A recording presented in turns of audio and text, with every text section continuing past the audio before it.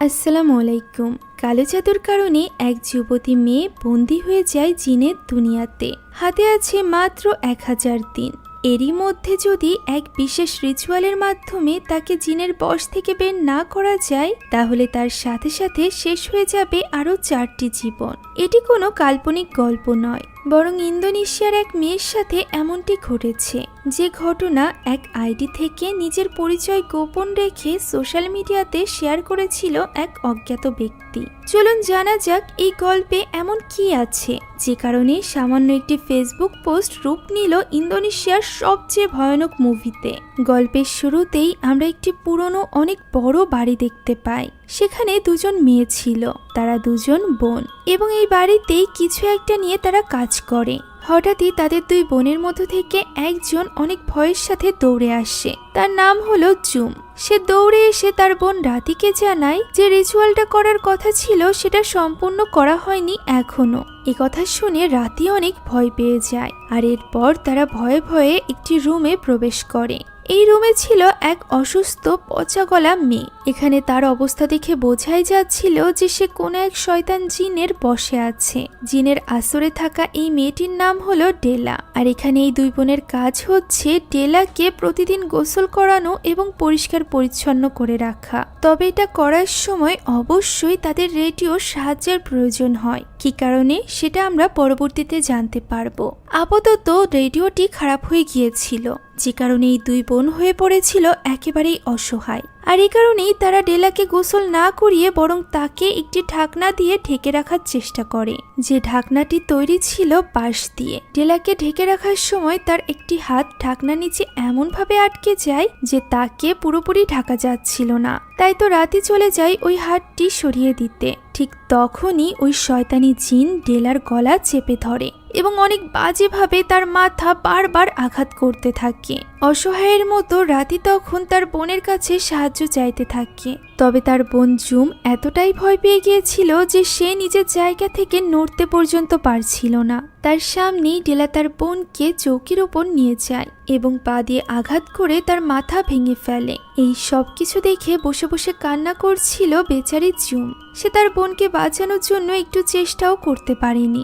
এমন সময় ডেলা এক লাফে তার সামনে চলে আসে আর আস্তে আস্তে করে তার চেহারা ফ্যাকাশে হতে থাকে। তাকে দেখে মনে হচ্ছিল যেন সে এক জীবন্ত লাশ। তার চোখগুলো ছিল পুরোপুরি সবুজ।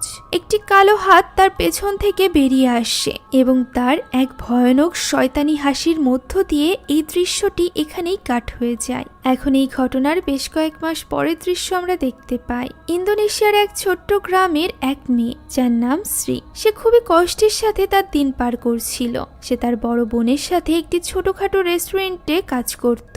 তার কিছু টাকার প্রয়োজন ছিল, যে কারণে সে তার বোনের কাছে টাকা চায়। তবে তার বোন তাকে ওই টাকা দিতে পারে না, কারণ তার নিজের বাচ্চার পড়াশোনার খরচ আছে। তবে যেহেতু সিরির এই টাকার খুবই প্রয়োজন ছিল, তাই তার বোন তাকে একটি জবের নোটিশ দেখায়। এই গ্রামের সবচেয়ে ধনী পরিবার হলো অ্যাটমোজো পরিবার, এবং ওই পরিবারেই একজন হাউসকিপারের প্রয়োজন। ব্যাপারটা সিরির কাছে বেশ অদ্ভুত লাগে, কারণ কিছুদিন আগেও অ্যাটমোজো পরিবার একজন হাউসকিপারের জন্য এরকমই একটি নোটিশ বের করেছিল। তারা এই কয়েকদিনের মধ্যে অনেকবার হাউসকিপার বদলেছে, আর এটি কখনোই কোনো সাধারণ ব্যাপার না। আপনাদের মনে প্রশ্ন আসতে পারে যে সিরি এত টাকা কেন চাইছিল। মূলত সিরি তার বাবাকে খুবই ভালোবাসতো এবং তার বাবা বর্তমানে অনেক অসুস্থ ছিল। তার বাবার চিকিৎসার জন্য খুব বেশি টাকার প্রয়োজন ছিল, আর এই টাকার অঙ্ক এতটাই বেশি ছিল যে সিরি দিনরাত এক করে পরিশ্রম করলেও এত টাকা ম্যানেজ করতে পারছিল না। তাই তো কোনো উপায় না থাকায় তাকে যে কোনো জবই জয়েন করতে হতো, তাও আবার চোখ বন্ধ করে। এখন সে এই ব্যাপারেই ভাবছিল, এরই মধ্যে সেখানে একজন অদ্ভুত লোক আসে, যার কিনা মুখ ঢাকা ছিল। সে সিরির কাছে পানি চায়। সিরি যখন তাকে পানি দিতে আসে, তখন সে দেখতে পায় সেখানে শুধুমাত্র সে ভাত খেয়েই চলে গিয়েছে। বাকি সবজি বা তরকারি সে কিছুই খায়নি। সেই সাথে সে টাকাও কম দিয়েছে। সে মূলত ভাতের দামটা দিয়েই সেখান থেকে বের হয়ে যায়। সিরি তাকে পেছন থেকে ডাকতে থাকে, তবে সে কোনো সাড়া দেয় না। তাই সিরিও এত কিছু না ভেবে বেরিয়ে যায় অ্যাটমোজো বাড়ির উদ্দেশ্যে তার নতুন চাকরির জন্য। কিন্তু সেখানে গিয়ে সে দেখতে পায় এখানে তো অনেক বড় লাইন রয়েছে। অনেক শিক্ষিত মানুষেরাও এখানে এসেছে এই মেয়েদের চাকরির জন্য, কারণ মাত্র কয়েকদিনের দেখাশোনার জন্য অনেক বেশি টাকা দেওয়া হচ্ছিল এই চাকরিতে।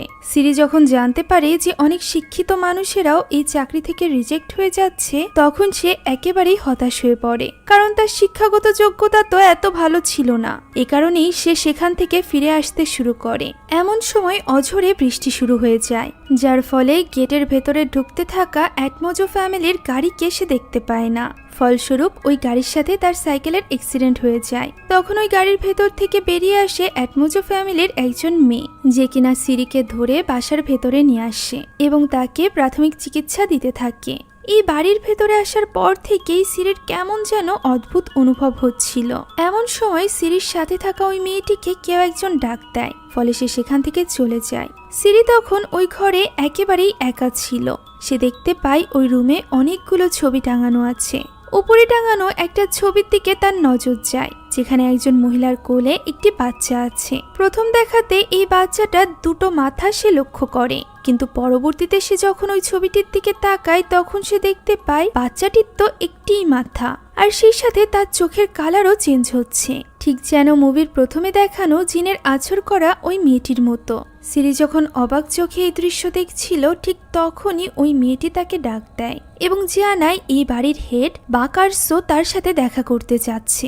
সবার সৌভাগ্য হয় না বাকারসোর সাথে দেখা করার, তাই সিরি অনেক ভাগ্যবতী। সে যদি বাকারসোকে রাজি করাতে পারে তাহলে তার চাকরি হওয়ার সম্ভাবনা সবচেয়ে বেশি। সিরি অনেক ভয় পাচ্ছিল, তবে সে কোনো মতে সাহস করে বাকারসোর রুমে প্রবেশ করে। এই ঘরটি যেমন অদ্ভুত ছিল, ঠিক তেমনই অদ্ভুত ছিল বাকারসো। সে এখানে সিরিকে প্রথমেই জিজ্ঞাসা করে যে তার ক্লায়ন ফ্রাইডেতে জন্ম কিনা, যা শুনে সিরি বেশ অবাক হয়ে যায়। ক্লায়ন ফ্রাইডে হলো ইন্দোনেশিয়ান ক্যালেন্ডারের একটি বিশেষ দিন, ঠিক ফ্রাইডে 13-এর মতো, অর্থাৎ ইন্দোনেশিয়ান ক্যালেন্ডারের একটি ডেট হচ্ছে ক্লায়ন। আর এই ক্লায়ন যদি শুক্রবার অথবা মঙ্গলবারে পড়ে তাহলে বিশ্বাস করা হয় যে ওই রাতে সকলের বাড়িতে মহিলা জিনেরা প্রবেশ করবে। তাই তো এই জিনিদের হাত থেকে বাঁচার জন্য ক্লায়ন ফ্রাইডেতে ইন্দোনেশিয়ানরা একটি বিশেষ রিচুয়াল পালন করে। ওই দিনই জন্ম হয়েছিল সিরির। আর বাকারসো যে শুধুমাত্র এটা জানতো এরকমটাই নয়, সে এটাও জানতো যে সিরি এখানে তার বাবার চিকিৎসার জন্য টাকা ইনকাম করতে এসেছে। এই সবটা শুনে সিরি বেশ অবাক হয়ে যায়। তবে বাকারসো যখন প্রমিস করে যে সে সিরির বাবার চিকিৎসার জন্য সাহায্য করবে, তখন সে কিছুটা শান্ত হয়ে যায়। তবে পরক্ষণেই সে অনেক বেশি ঘাবড়ে যায় যখন বাকারসো নিজের মুখ আলোতে আনে। সে এখানে সিরিকে জিজ্ঞাসা করে যে সে কি এই কাজটি করতে পারবে। সিরি তার ভয়ঙ্কর পচা গলা মুখ দেখেও রাজি হয়ে যায়, কারণ তার টাকার প্রয়োজন ছিল। বাকারসো তাকে আবারও সতর্ক করে, কারণ একবার রাজি হয়ে গেলে সে আর পিছে সরতে পারবে না। এটা জানার পরও সিরি হ্যাঁ বলে দেয়। তখন বাকারসো তার চুলের একটি অংশ কেটে নেয় এবং তাকে সাথে নিয়ে একটি বিশেষ রুমে যায়। সেখানে গিয়ে সে সিরির চুল দিয়ে কিছু রিচুয়াল করে, যে রিচুয়ালের ফলে সিরি তার কাছে বাধা হয়ে থাকবে। সে বাকারসোকে কোনো রকম ধোকা দিতে পারবে না। আর এরপর সে একটি কাপড় এবং পানি দিয়ে বলে তাকে গোসল করিয়ে দিতে। একথা বলে বাকারসো যখন নিজের শরীরের ওপর থেকে কাপড় সরায়, তখন দেখা যায় তার শরীরের অবস্থা তার মুখের অবস্থা থেকেও জঘন্য। সিরি তার দিকে তাকাতে পর্যন্ত পারছিল না, তবুও বাধ্য হয়ে তার শরীর তাকে পরিষ্কার করিয়ে দিতে হয়। এই কাজ করতে করতেই এক অদ্ভুত ধোঁয়ার কারণে সিরি সেখানেই অজ্ঞান হয়ে যায়। তার জ্ঞান ফেরে গাড়ির ভেতরে অ্যাটমোজো পরিবারের ড্রাইভারের ডাকে। এই ড্রাইভারের নাম ছিল সুগি। সুগি এখানে সিরিকে তার বাড়িতে পৌঁছে দিতে এসেছিল। যাওয়ার আগে সে সিরিকে বলে যে সিরি যেন আজকের কোনো ঘটনার কথা কারোর সাথে শেয়ার না করে। এখন ওই রাতে সিরি যখন তার বাবাকে জানায় যে সে ওই চাকরিটা পেয়ে গিয়েছে এবং এই চাকরির সূত্রে তাকে আটমোজা পরিবারের সাথে থাকতে হবে, তখন এই কথা শুনে সিরির বাবা বেশ চিন্তিত হয়ে পড়ে। তখন সিরি বলে শুধুমাত্র টাকার জন্য তার মায়ের চিকিৎসা করাতে না পারার কারণে তাকে ছোটবেলাতেই মা ছাড়া বড় হতে হয়েছে। তবে সে তার বাবাকে এইভাবে হারাতে পারবে না, তাই সে এই চাকরিটি করবে। যা শুনে তার বাবা তার নিজের দিকে খেয়াল রাখতে বলে। এখন ওই দিন গভীর রাতে সিরির বাবার ডাকে সিরির ঘুম ভাঙে, তাই সময় নষ্ট না করে চিন্তিত সিরি দ্রুত চলে যায় তার বাবার ঘরে। সেখানে গিয়ে সে তার বাবার চাদর সরায় এবং যা দেখতে পায় তা দেখার জন্য সে মোটেও প্রস্তুত ছিল না। তার বাবার এই অর্ধেক শরীর উঠে আসে এবং তার হাতের কবজি জোরে চেপে ধরে, যার ফলে সিরি প্রচন্ড ব্যথা পায় এবং এক চিৎকারের সাথে তার ঘুম ভেঙে যায়। সকাল হয়ে গিয়েছিল এবং এই সব কিছু সে স্বপ্নে দেখছিল। এখানে সে অদ্ভুত একটা জিনিস লক্ষ্য করে, তার হাতের যে স্থানটা স্বপ্নের মধ্যে তার বাবা চেপে ধরেছিল ঠিক সেই স্থানে একটি চিহ্নের মতো হয়ে গিয়েছিল, যা পানি দিয়ে ধুলেও যাচ্ছিল না। এই ব্যাপারটাকে খুব একটা গুরুত্ব না দিয়ে সে তৈরি হয়ে যায়। এরই মধ্যে সুগি চলে আসে তাকে নেওয়ার জন্য। গাড়িতে যেতেই সে দেখতে পায় সেখানে আগে থেকেই দুজন মেয়ে বসে আছে, তারাও সিরির সাথেই কাজ করবে।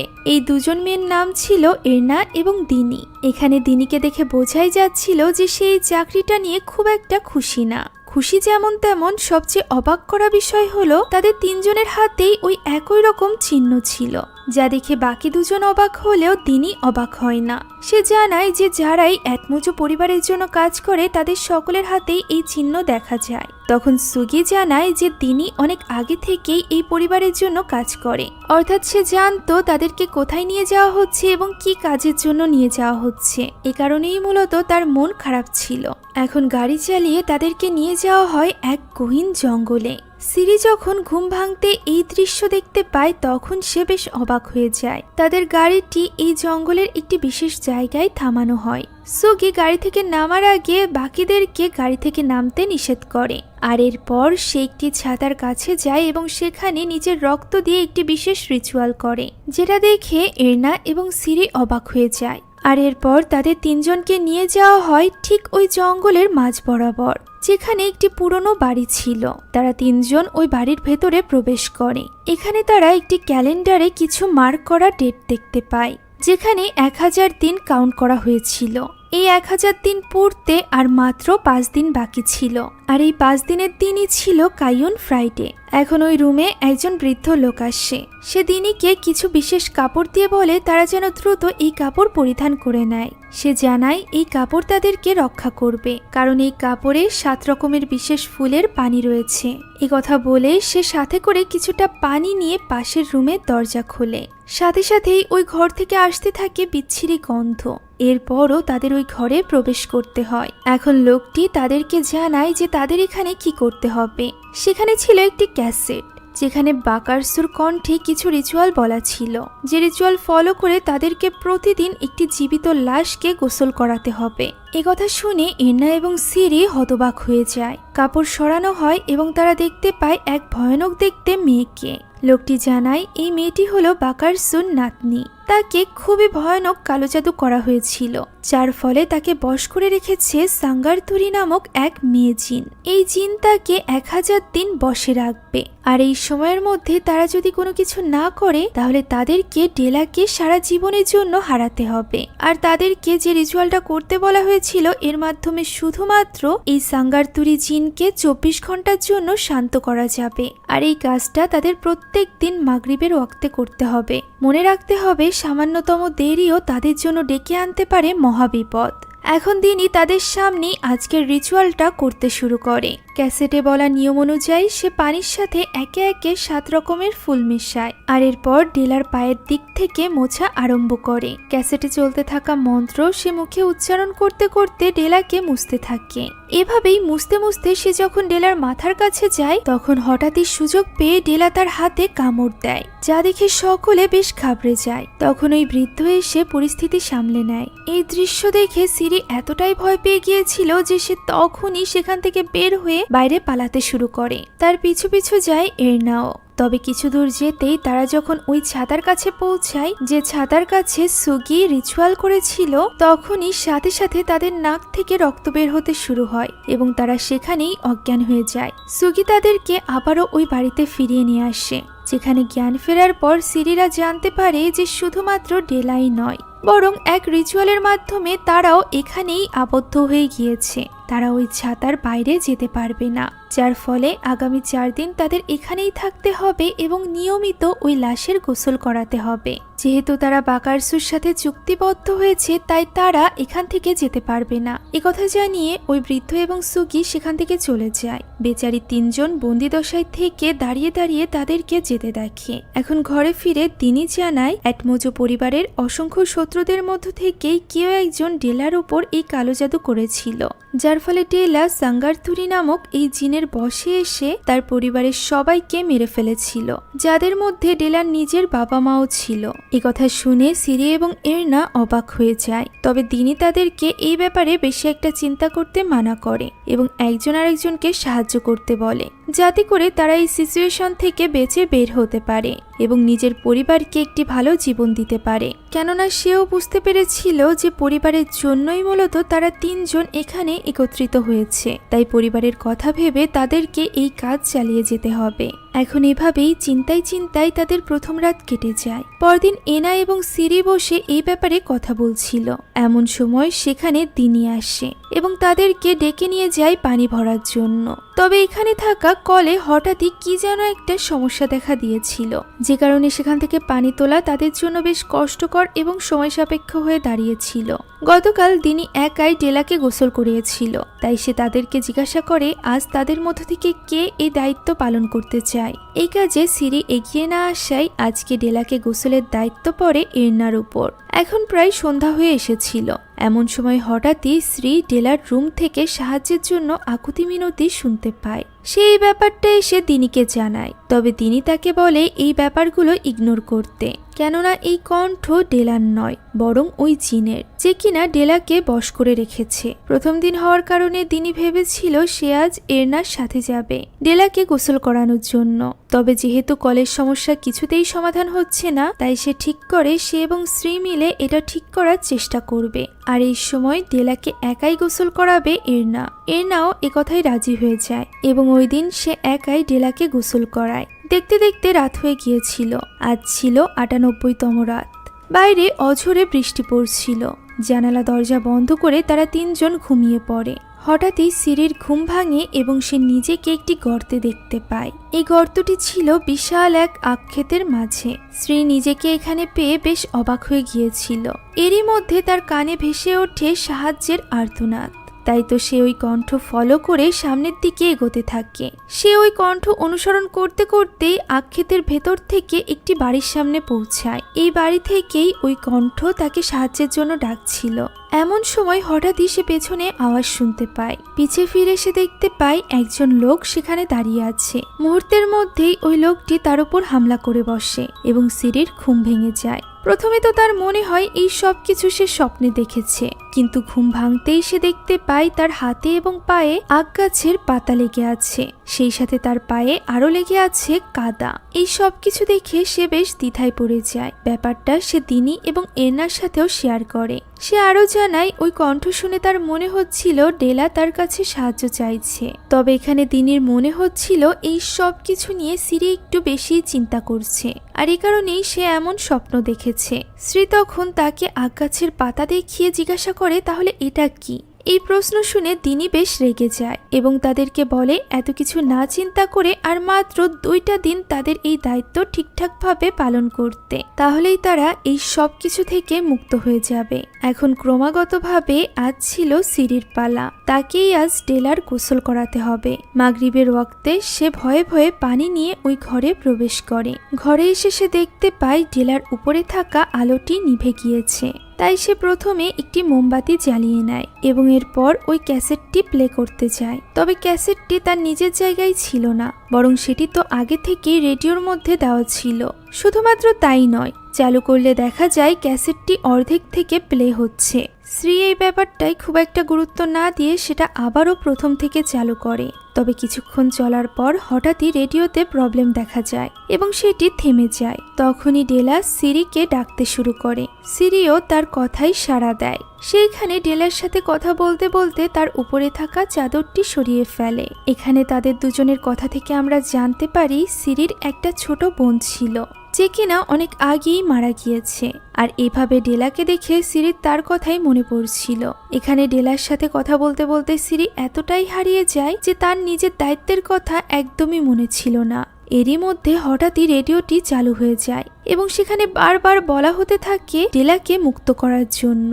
অবাক হয়ে সিরি সেটাই দেখতে যায়। এমন সময় হঠাৎই তার হাতে থাকা মোমবাতি নিভে যায়। এই সময় আমরা সিরির পেছনে ওই জিনিকে দেখতে পাই। সিরি কোনো মতে মোমবাতিটি চালিয়ে পেছনে ফেরে। এমন সময় ডেলা তাকে বারবার রিকোয়েস্ট করতে থাকে তার বাঁধনটি খুলে দেওয়ার জন্য। এভাবেই মিষ্টি মিষ্টি কথা বলতে বলতে ডেলার রূপ নেয় ওই ভয়ানক জিনে, যা দেখে সিরি ভয় পেয়ে যায়। আর ঠিক তখনই ওই জিন হামলা করে বসে সিরির উপর। সিরির চিৎকার শুনে সেখানে দিনি চলে আসে। সে এসে দেখতে পায় সবকিছুই স্বাভাবিক আছে।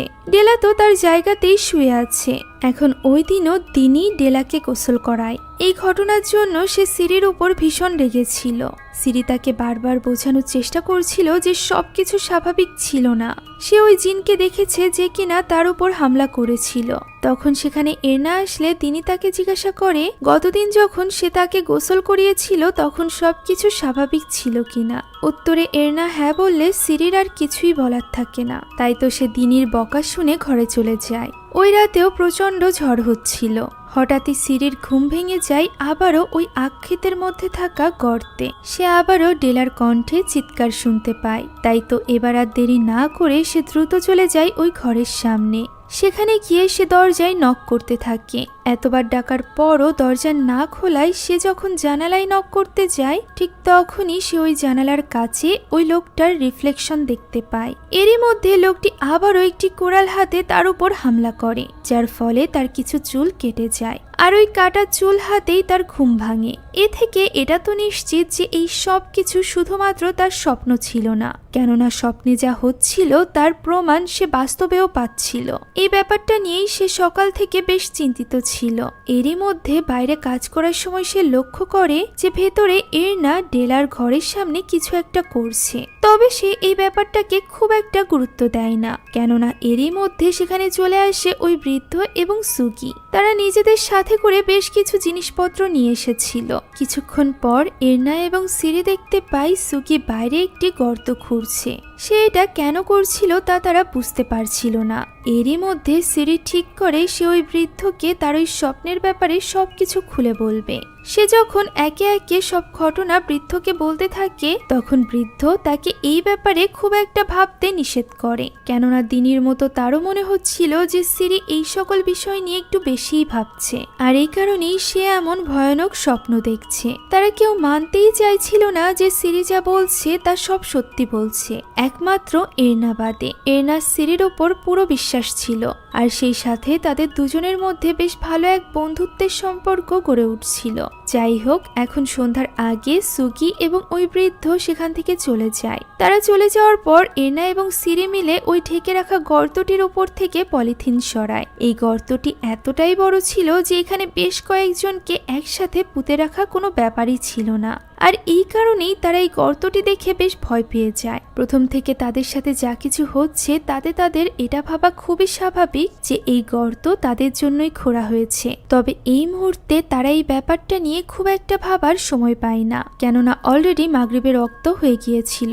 সন্ধ্যার সাথে সাথে শুরু হতে চলেছে 1000তম দিন, অর্থাৎ আজ তাদের শেষ গোছলের দিন। তাই তো দিনি এবং সিরি মিলে দ্রুত পানি নিয়ে চলে যায় ডেলার ঘরে। দরজা আটকে সিরি মোমবাতি জ্বালাতে শুরু করে, অন্যদিকে দিনি চালাতে শুরু করে ক্যাসেট। তবে আজও ক্যাসেটটি অর্ধেক থেকেই প্লে হচ্ছিল, যে ব্যাপারটা দেখে দিনি বেশ অবাক হয়ে যায়, কেননা গতবার যখন সিরি এই কথা বলেছিল তখন সে তাকে বিশ্বাস করেনি। তবে এখন এই ব্যাপার নিয়ে বেশি ভাবার সময় নেই, তাই সে আবারও ক্যাসেটটি চালু করে। অন্যদিকে সিরি পানির বালতি নিয়ে এগিয়ে যায় ডেলার দিকে। তবে ওই নির্দিষ্ট পাত্রে পানি ঢালতে গিয়ে সে লক্ষ্য করে যে বালতিতে তো কোনো পানিই নেই। তারা দেখে বালতিতে একটা ছিদ্র আছে, যেখান থেকে সব পানি অলরেডি পড়ে গিয়েছে, যা দেখে তারা দুজনই ঘাবড়ে যায়। কেননা কলে সমস্যা থাকার কারণে এখন পানি ভরতে তাদের বেশ সময় লাগবে। সেই সাথে মাগরিবের রক্ত তো চলেই যাচ্ছে। তাই দিনি দ্রুত সিরিকে বলে পানি ভরে নিয়ে আসতে। সিরি দৌড়ে যায় এবং অন্য একটি বালতি নিয়ে তাতে পানি ভরতে শুরু করে। এই জ্যাম হয়ে যাওয়া কলের মাধ্যমে পানি তোলা এতটাও সহজ ছিল না, তবে সে তার চেষ্টা চালিয়ে যাচ্ছিল। কিন্তু তার সময় লাগছে দেখে এরনা দিনিকেও তার কাছে পাঠিয়ে দেয় তাকে সাহায্য করার জন্য।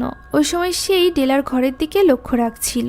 এদিকে দিনি এবং সিরি মিলে অনেক কষ্টে বালতিটি ভরে নিয়ে দ্রুত ওই ঘরে ফিরে আসে। সেখানে আসা মাত্রই তারা হতবাক হয়ে যায়, কেননা ওই চৌকির ওপর ডেলা ছিল না এবং তার সকল বাঁধন খোলা ছিল। হঠাৎই তারা দেখতে পায় ডেলা তো ঘরের এক কোণায় দাঁড়িয়ে আছে। তারা আস্তে আস্তে করে তার দিকে এগিয়ে যাচ্ছিল, এরই মধ্যে মোমবাতিটি নিভে যায়, যা দেখে তিনি দ্রুত মোমবাতিটি জ্বালিয়ে নেয় এবং আবারও ডেলাকে খুঁজতে থাকে। ডেলা তো তখন এক ভয়ানক রূপ নিয়ে ঘরের আরেক কোণায় বসেছিল। মুহূর্তের মধ্যে সে তাদের উপর ঝাঁপিয়ে পড়ে। তাদের চিৎকার শুনে সেখানে চলে আসে এরনা। সে সেখানে ডেলাকে দেখতে পায় না, আর এই সুযোগে তিনি দ্রুত যায় পানি রেডি করতে।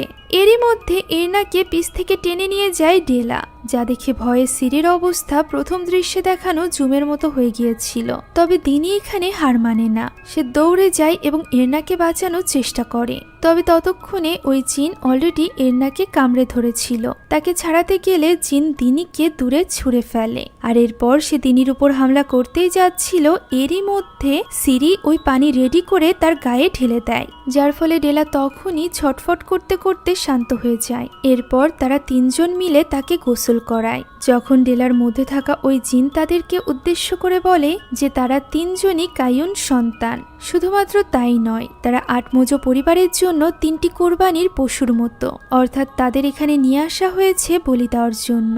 তারা তিনজনই এই কথা শুনে বেশ ভয় পেয়ে যায়। এই কাজ শেষ করে তিনি যখন এরনার চিকিৎসা করছিল, তখন এরনা তাকে মনে করিয়ে দেয় যে ওই জিন তাদেরকে কি বলেছে। এরনা এবং সিরি দুজনই ভাবছিল যে হয়তোবা এই পরিবার তাদেরকে স্যাক্রিফাইস করার জন্যই এখানে নিয়ে এসেছে। তাই তো তারা অসহায়ের মতো কাঁদতে শুরু করে। তখন দিনি তাদেরকে চুপ করতে বলে এবং নিজের গল্প তাদের সাথে শেয়ার করে। দিনি জানায় অসুস্থ ডেলা যখন আটমোজোদের বাড়িতে ছিল, তখন সেখানে তার দেখাশোনার কাজ করত দিনির 2 বান্ধবী, যাদের নাম ছিল জুম এবং রাতি, অর্থাৎ মুভির প্রথমে দেখানো ওই 2 মেয়ে। একদিন তারা সময়ের মধ্যে ডেলাকে গোসল করাতে পারে না, যার ফলে ডেলার মধ্যে থাকা ওই জিন তাদের দুজনকেই মেরে ফেলে। আর এই সব কিছু দিনির সামনে হয়েছিল, যার ফলে দিনি এতটাই ভেঙে পড়েছিল যে সে তার স্বামী এবং সন্তান থেকে দূর হয়ে যায়। ফলস্বরূপ সে একেবারেই একা হয়ে পড়ে এবং নিজেকে শেষ করে দেওয়ার চেষ্টা করে। তখনই তার জীবনে আসে ওই বৃদ্ধ এবং তাকে আশ্বস্ত করে যে তার জীবন থেকে সব বিপদ দূর হয়ে যাবে, তার জীবন আগের মতোই সুন্দর হয়ে যাবে। এর বদলে তাকে শুধুমাত্র ডেলাকে 1000 দিন গোসল করাতে হবে, তাও আবার সব নিয়ম মেনে। দিনি বলে যে সে ওই বৃদ্ধকে বিশ্বাস করে, তাই তাদেরও উচিত ওই বৃদ্ধকে বিশ্বাস করা। এছাড়া তাদের কাছে আর কোনো উপায়ও নেই, কারণ তারা চাইলেই এই জঙ্গল থেকে বাইরে যেতে পারবে না। আর মাত্র একটা দিনের ব্যাপার, তাই তাদের ধৈর্য ধারণ করে বিশ্বাস রেখে এখানেই থাকতে হবে। এখন ওই রাতে সিরি আর কোনো স্বপ্ন দেখে না। ঘুম থেকে উঠে সে যখন ঘর থেকে বাইরে আসে, তখন সে দেখতে পায় সামনে ডেলার ঘরের দরজা খোলা, যা দেখে সে এবং দিনি দুজনই হতবাক হয়ে যায়। এরই মধ্যে এরনা সেখানে আসে। তারা তিনজন ভয়ে ভয়ে ডেলের ঘরে প্রবেশ করে। সেখানে গিয়ে তারা দেখতে পায় ডেল ঘরে নেই, জানালা ভাঙা, সেই সাথে জানালায় রক্ত লেগে আছে, অর্থাৎ ডেল এখান থেকে পালিয়েছে। তারা জানতো ডেল চাইলেও এই জঙ্গলের বাইরে যেতে পারবে না, যতক্ষণ পর্যন্ত ওই 3টা ছাতা এই জঙ্গলের 3 কোণায় মাটির সাথে পুঁতে রাখা আছে। তাই তো তারা তিনজনই বেরিয়ে যায় ওই ছাতাগুলো চেক করার জন্য। দিনি গিয়ে দেখতে পায় একটি ছাতা মাটি থেকে তুলে পাশে বন্ধ করে রাখা আছে, তবে এরনার পাশের ছাতা তখনও পর্যন্ত মাটির সাথে পোতা ছিল। ছাতার কাছে আসতেই ওই কালো জাদুর প্রভাবে দিনির শরীর খারাপ হতে শুরু করে। তবুও সে কোনো মতে ওই ছাতাটি মাটিতে পুঁতে দেয় এবং সেটা মেলে দেয়। এরই মধ্যে হঠাৎই পেছন থেকে কেউ একজন তার মাথায় আঘাত করে তাকে অজ্ঞান করে ফেলে। অন্যদিকে আমরা সিরিকে দেখতে পাই, সেও তার সাইডের ছাতার কাছে পৌঁছে গিয়েছিল। ছাতার কাছে আসাতে তার মাথা ঘোরাতে শুরু করেছিল। এরই মধ্যে তার পেছনে আমরা ডেলাকে দেখতে পাই, যে একটি দড়ির সাহায্যে আচমকাই তার উপর হামলা করে এবং তাকে তাকে শ্বাসরোধ করে মেরে ফেলার চেষ্টা করতে থাকে। এরই মধ্যে ওই বৃদ্ধ সেখানে চলে আসে এবং ওই 7 রকমের ফুল মিশ্রিত পানি তার উপর ছিটিয়ে দেয়, যার ফলে ডেলার মধ্যকার জিন শান্ত হয়ে যায়। এই সুযোগে ওই বৃদ্ধ তাকে বাঁধতে শুরু করে, আর ঠিক তখনই তার পিঠে ছুরি ঢুকিয়ে দেয় এরনা, যা দেখে সিরি একেবারেই অবাক হয়ে যায়। ওই বৃদ্ধকে আঘাতের পর এরনা ডেলার হাত খুলতে আরম্ভ করে। সিরি বুঝে উঠতে পারছিল না যে এরনা এমনটা কেন করছে।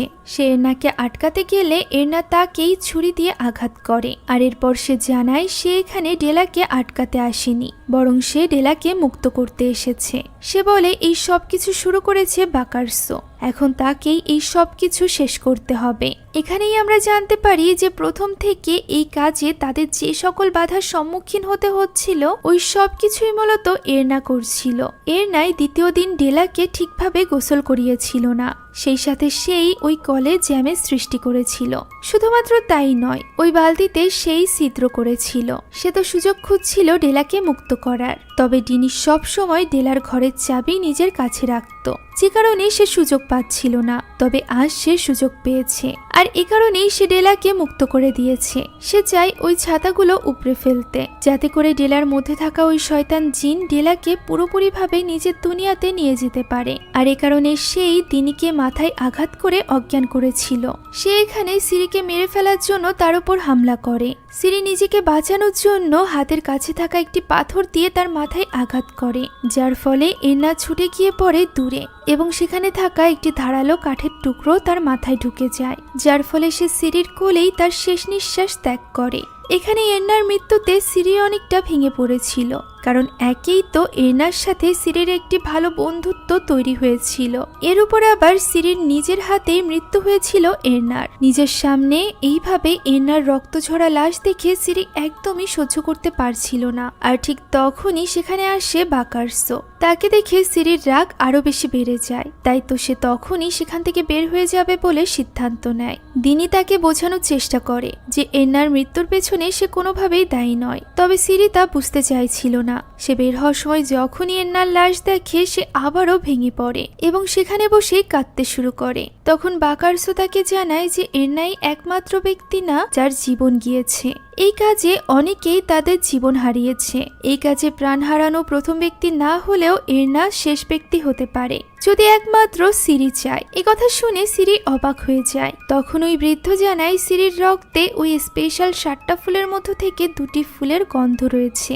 এর উপর আবার বিশেষ দিনে জন্ম হওয়ার জন্য সিরি সুকমাদের দুনিয়াতে যেতে পারে, অর্থাৎ জিনের দুনিয়াতে। শুধুমাত্র তাই নয়, সে এর আগেই নিজের অজ্ঞাতবশত 2 বার জিনের দুনিয়াতে গিয়েছিল স্বপ্নের মাঝে। শুধুমাত্র তাই নয়, সেখানে গিয়ে সে ডেলার আওয়াজও শুনেছে, সেই সাথে ডেলাকে কালো জাদু করা লোকটিকেও দেখেছে, যার নাম সাবদো কুঞ্জরো। সে নিজেও সুকমাদের দুনিয়াতে যেতে পারে এবং সেই মূলত ওই জিনের মাধ্যমে ডেলাকে সেখানে বন্দি করে রেখেছে। যদি সিরি চায় তাহলে সে নিজে ওই দুনিয়াতে গিয়ে ডেলাকে তার হাত থেকে মুক্ত করে আনতে পারবে। তবে এই কাজটি করার জন্য তাদের হাতে বেশি সময় নেই। আজ 1000তম দিন, তাই আজ সূর্য অস্তের আগেই তাদের এই কাজটি সম্পন্ন করতে হবে, তা না হলে ডেলাকে বাঁচানো যাবে না। এখানে বাকারসো তাকে অনুরোধ করে জানায় ডেলা তার পরিবারের শেষ সদস্য, যে কিনা বেঁচে আছে। সিরিরও তো একটি ছোট বোন ছিল, তাই সে যেন ডেলাকে নিজের বোন মনে করে তার জীবন বাঁচাতে তাদেরকে সাহায্য করে। এই সকল অনুরোধ শুনে সিরি ফাইনালি এই কাজের জন্য রাজি হয়ে যায়। খুবই দ্রুত ওই গর্তটিকে তৈরি করা হয় রিচুয়ালের জন্য। এই রিচুয়াল চলাকালীন সিরি যখনই সুকমাদের দুনিয়াতে প্রবেশ করবে তখন থেকেই অনবরত ওই লাশকে গোসল করাতে থাকতে হবে দিনির, যাতে করে ওই জিন শান্ত থাকে। দিনি তার কাজ শুরু করে দেয়। এদিকে সিরির চুল কেটে নেয় ওই বৃদ্ধ এবং সেও রিচুয়াল শুরু করে দেয়। কবরে নামার আগে বাকারসো তাকে একটি ছুরি দেয়, যা দিয়ে সে ওই দুনিয়াতে থাকা সাবদোকে আটকাতে পারবে, কেননা সে অবশ্যই ওই জিনকে সাহায্য করার জন্য সুকমাদের দুনিয়াতে উপস্থিত থাকবে। এখন কবরে নামার পর ওই বৃদ্ধ সিরিকে বলে যে সুকমাদের দুনিয়া আমাদের দুনিয়া থেকে ঠিক উল্টো, যে কারণে আমাদের দুনিয়াতে যখন দিন তখন সুকমাদের দুনিয়াতে রাত। আমাদের দুনিয়াতে যদি সূর্য ডোবার আগে এই কাজ শেষ করতে হয় তাহলে সুকমাদের দুনিয়াতে সূর্য ওঠার আগে এই কাজ শেষ করতে হবে। সে যদি সুকমাদের দুনিয়াতে সূর্য ওঠার আগে ডেলাকে নিয়ে ওই দুনিয়াতে থাকা গর্তে না পৌঁছায় তাহলে ডেলাকে বাঁচানো সম্ভব হবে না। সকল নির্দেশনা শুনে সিরি ডেলার পাশে শুয়ে পড়ে আর এরপর সুকি কালো জাদু করার রক্ত তার শরীরের উপর ঢেলে দেয়। মুহূর্তের মধ্যে সে পৌঁছে যায় সুকমাদের দুনিয়াতে। সে আবারও ওই একই গর্তে জেগে ওঠে, তবে এবার সে তার উদ্দেশ্য সম্পর্কে জানত। তাই তো সে ছুরি হাতে নিয়ে ওই বাড়ির উদ্দেশ্যে রওনা হয়। আক্ষেতের মধ্য দিয়ে সে গিয়ে পৌঁছায় ওই বাড়িতে।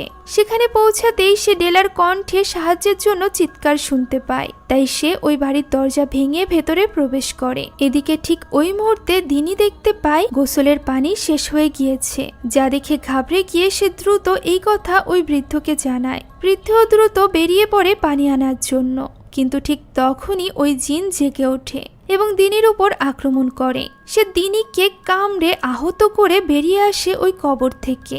এরপর সে ওই বৃদ্ধের উপর আক্রমণ করে, তবে সুকি তাকে আটকে নেয়। অন্যদিকে সুকমাদের দুনিয়াতে সিরি পৌঁছে গিয়েছিল ডেলার ঘরের সামনে। ডেলা ভেতর থেকে জানায় এই ঘরের দরজার চাবি সাব্দর কাছে রয়েছে। এরই মধ্যে সেখানে চলে আসে সাব্দ এবং কোরাল দিয়ে সিরির উপর হামলা করে। ফলে সিরি কিছুটা আহত হয়ে পড়ে। এরপরও সে কোনো মতে ওই ছুরি দিয়ে সাব্দকে আহত করে দেয় এবং তার কাছ থেকে চাবি নিয়ে নেয়। সেই চাবির সাহায্যে সে ওই দরজার তালা খুলে ভেতরে প্রবেশ করে। সেখানে বাধা অবস্থায় ডেলাকে দেখে সে খুশি হয়ে যায়। এদিকে আমাদের দুনিয়াতে ডেলার শরীরে থাকা জিন সুকিকে আহত করে ফেলে এবং বাকারসুর উপর হামলা করে। ঠিক তখনই বাকারসু খুব অদ্ভুত ধরনের কিছু কথা বলে। সে ওই জিনের নাম ধরে বলে, সাঙ্গারতুরি, মনে করে দেখো, তুমি আমারই সন্তান ছিলে। তুমি আমার শেষ সন্তান ছিলে, যাকে কিনা তারা নিয়ে গিয়েছিল। এ কথা শোনার সাথে সাথেই ওই জিন কেমন যেন থমকে যায়। অন্যদিকে সুকমাদের দুনিয়াতে ডেলাকে নিয়ে সিরি যখন ওই ঘর থেকে বের হয়ে আসে, ঠিক তখনই সাব্দ তার উপর হামলা করে। সিরি এবং ডেলা মিলে কোনো মতে সাব্দকে আটকায়। ডেলা নিজেই তার সামনে আগুন ধরিয়ে দেয়, যাতে করে সাব্দ সেখান থেকে বের হয়ে তাদেরকে আটকাতে না পারে। আর এই সুযোগে সিরি এবং ডেলা ওই বাড়ি থেকে বের হয়ে আসে। এই ব্যাপারটা মানুষদের দুনিয়াতে থাকা ওই জিনও অনুভব করতে পারে। তাই তো সে তখনই ডেলার শরীর থেকে বের হয়ে সুকমাদের দুনিয়াতে পৌঁছে যায় সিরি এবং ডেলাকে আটকানোর জন্য। তবে ততক্ষণে ডেলা এবং সিরি ওই কবরের কাছে পৌঁছে গিয়েছিল। তবে কবরে নামার আগেই ওই জিন সিরির উপর হামলা করে এবং তাকে মেরে ফেলার চেষ্টা করতে থাকে। তখন কোনো মতে সিরি ওই ছুরি দিয়ে তাকে আঘাত করে এবং সুযোগ বুঝে ডেলাকে নিয়ে কবরের মধ্যে লাফ দেয়, যার মাধ্যমে তারা দুজনই ফিরে আসে আসল দুনিয়াতে। পুরো 1000 দিন পর ডেলা মিলিত হয় তার দাদির সাথে। সিরিও দিনিকে জীবিত দেখে বেশ খুশি হয়ে যায়। এখন এখান থেকে দৃশ্য পরিবর্তিত হয় এবং আমরা সাব্দকে দেখতে পাই, যে কিনা তার নিজের বাড়িতে ছিল। এখানে আমরা এন্নার সাথে তার ছবি দেখতে পাই। ফলে আমরা বুঝতে পারি সাব্দর সাথে এন্নার কোনো সম্পর্ক ছিল, যে ব্যাপারে এখানে পরিষ্কারভাবে কিছুই বলা হয়নি। সাব্দ সুকমাদের দুনিয়া থেকে ফিরে আসার পর বুঝতে পেরেছিল এন্না আর এই পৃথিবীতে নেই। তাই সে এন্নার ছবি নিয়ে কান্নাকাটি করছিল। এরই মধ্যে ওই জিন তার কাছে পৌঁছে যায় এবং তার শরীর থেকে তার মাথা আলাদা করে তাকে সেখানেই মেরে ফেলে। কেননা কালো জাদুর মাধ্যমে সাব্দ তার সাথে একটি ডিল করেছিল এবং প্রমিস করেছিল যে সে ডেলার আত্মাকে তাকে দিবে, যে ওয়াদা সে রাখতে পারেনি। তাই তার শেষ পরিণতি হয়েছে মৃত্যু। এরপর আমরা আটমোজদের বাড়ির দৃশ্য দেখতে পাই, যেখানে সিরি এসেছিল। এখানে বাকারসো সিরিকে আন্তরিক ধন্যবাদ জানায় তার নাতনির জীবন বাঁচানোর জন্য এবং এর বদলে সে সিরিকে প্রমিস করা ওই টাকা দেয়। তখনই সিরি বাকারসোকে জিজ্ঞাসা করে যে এরনা বলেছিল এই সব কিছু শুরু নাকি বাকারসোই করেছে, এটা কি সত্য? উত্তরে বাকারসো বলে, লোক কথায় আছে, কিছু জ্ঞান মানুষের জন্য মৃত্যু ডেকে আনে। এই কয়েক বছরে সে এই কথা সত্যি হওয়ার অসংখ্য প্রমাণ পেয়েছে। অর্থাৎ সে এখানে স্বীকার করে নেয় যে কালো জাদুর শুরু সেই করেছিল এবং সাব্দদের পরিবারের সাথে তাদের যে শত্রুতা আছে তার জন্য সে নিজেই দায়ী। এই ব্যাপারটা বুঝতে পেরে সিরি তার কাছ থেকে কোনো টাকা নেয় না এবং সেখানেই ওই টাকা রেখে সে বাইরে চলে আসে। দিনি এবং ডেলা তাকে বিদায় জানাতে এসেছিল। ডেলা এখন পুরোপুরি সুস্থ এবং সেই সাথে বাকারসুর শরীরের পচা ঘাও এখন ঠিক হয়ে গিয়েছিল, কারণ তাদের উপর থেকে সকল কালো জাদুর প্রভাব কেটে গিয়েছে। এখন সুগি যায় সিরিকে তার বাড়িতে এগিয়ে দিতে। পথে সুগি সিরিকে বলে সে ভালোই করেছে যে বাকারসোর কাছ থেকে কোনো টাকা নেয়নি। সে যদি বাকারসোর কাছ থেকে ওই টাকা নিত তাহলে তিনি এবং সুগির মতো সেও তার কাছে সারা জীবনের জন্য বন্দী হয়ে যেত। তবে এটাই শেষ না, বাকারসো বারবার চেষ্টা করবে তাকে ওই টাকা দিয়ে নিজের বশ করে নেওয়ার, কিন্তু সিরি যেন কোনো মতে কোনো পরিস্থিতিতেই ওই টাকা গ্রহণ না করে।